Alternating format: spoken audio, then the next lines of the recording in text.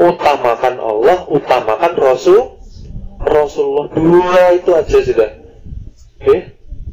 Kita mau menuju kepada Allah, kita harus mencintai Rasulullah. Rahasianya gimana?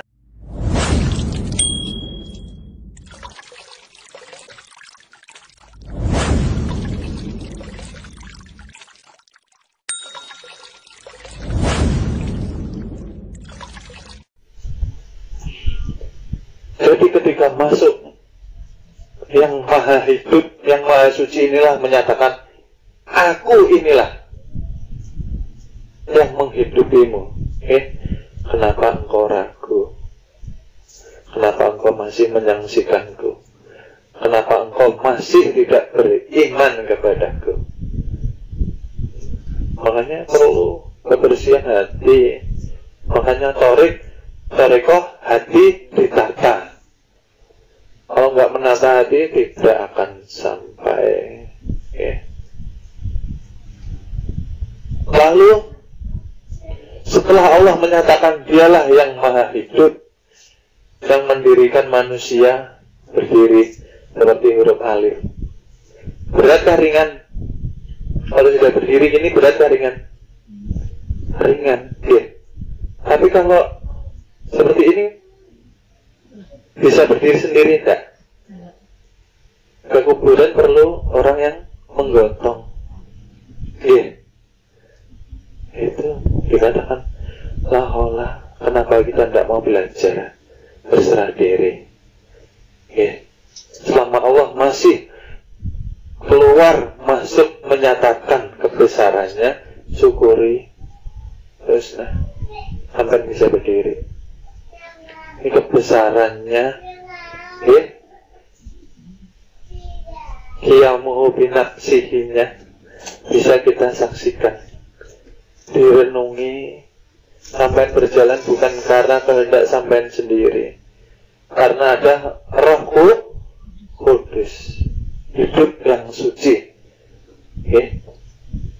yang menghidupi kita. Maka jangan sembrono, hati-hati. Kalau sudah belajar jadi murid, utamakan Allah, utamakan Rasulullah. Dua itu aja sudah. Kita mau menuju kepada Allah, kita harus mencintai Rasulullah. Rahasianya gimana? Ya ini tadi, dari insan menuju ke junjungan Nabi besar. Junjungan Nabi besar menyampaikan kepada yang mempunyai nama kebesaran, disampaikan lagi kepada yang punya nama. Rasul ialah utusan, nyatanya ialah rasa di dalam diri kita masing-masing. Kalau yang di Madinah itu mempunyai pangkat sebagai Nabi, junjungan kita, Nabi penutup segala Nabi, uswatun hasanah. Paham ya? Makanya belajar ilmu makrifat itu sebetulnya sederhana. Perlu tekad yang kuat, perlu niat yang kuat. Insya Allah akan sampai. Yang menjadi masalah di sini besar ialah besar niatnya, kecil tekad. Besar niatnya, belajar besar, tapi tekadnya kecil. Ini yang perlu diperbaiki. Kenapa? Karena untuk membersihkan hati, untuk merasakan yang maha suci, kita dihadapkan dengan yang namanya sifat-sifat yang tidak baik, yang sudah lama kita ikuti. Ini kita ditantang untuk mengendalikan nafsu yang selama ini kita ikuti. Mampu atau tidak? Bisa atau tidak kita? Dan disinilah yang dikatakan jihad fisabilillah, memerangi segala perangai sifat, tabiat, akhlak yang tidak baik yang pernah kita jalani. Mau berubah atau enggak? Berarti kan tergantung manusianya. Allah tuh maunya baik semua, Allah ini. Tapi manusia, ya manusia sendiri yang mendatangkan mudaratnya. Diberi akal pikiran, bisa membedakan mana yang salah dan mana yang lalu Allah setelah memberikan akal, memberikan aturan-aturannya, memberikan rambu-rambunya dengan Al-Quran. Ini yang tidak boleh dikerjakan, ini yang dijauhi, ini yang disegerakan. Di Al-Quran semua diterangkan, lalu diperkuat lagi dengan diturunkannya kekasihnya, junjungan Nabi besar, Nabi mulia, Nabi Muhammad Sallallahu Alaihi Wasallam. Kalau kamu masih susah lagi dengan Al-Quran, tak turunkan kekasihku. Kamu contoh sifatnya, kamu contoh akhlaknya, kamu contoh cara beribadahnya. Masih tidak mau mencontoh. Berarti yang memilih jalan kegelapan, yang memilih jalan kerusakan, yang memilih jalan dosa, manusia itu sendiri.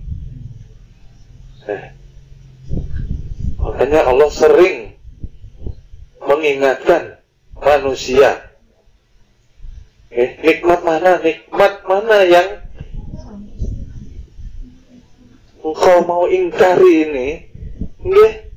Allah sudah sungguh sangat sempurna memberikan tuntunan kepada manusia, tapi manusia tidak pernah mau berpikir tafakur sejenak di dalam kesehariannya. Contoh sudah diturunkan, petunjuk sudah diturunkan, akal pikiran sudah disematkan, masih memilih jalan ke kiri, masih memilih jalan gelap, tidak mau bangkit. Kenapa? Karena hanya besar di niatnya saja. Saya ingin hijrah, diuji sedikit sama Allah, runtuh, tekadnya kecil. Niat besar sertai dengan tekad yang besar, maka akan berjalan apapun ujian dan cobaannya.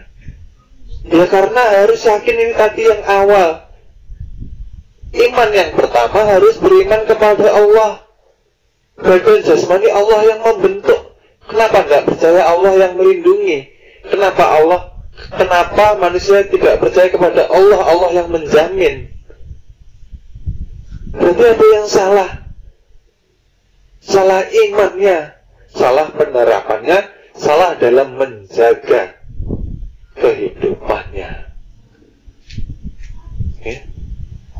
Jangan hanya mengucap saya beriman, saya berislam, tapi runtuh di dalam keseharian. Runtuh apa? Akhlak, budi, pekerti, dan keyakinan. Allah, Rasulullah ini harus diutamakan. Udahlah, hidup ini nggak penting, yang penting Allah, Rasulullah. Kenapa? Karena hidup dunia Allah yang bikin. Kalau kita mengutamakan Allah dan Rasulullah, hidup ini terasa indah. Dimuliakan Allah di dunia sampai di akhirat, mendapatkan syafaat dari Rasulullah di dunia sampai di akhirat. Mau disapati nggak mau mencontoh. Bagaimana ini? Beriman, akhlak lepas. Beriman, tidak percaya. syafaat, tidak paham kesejatian daripada nur junjungan Nabi besar Nabi Muhammad SAW yang ada di dalam badan rohani kita masing-masing.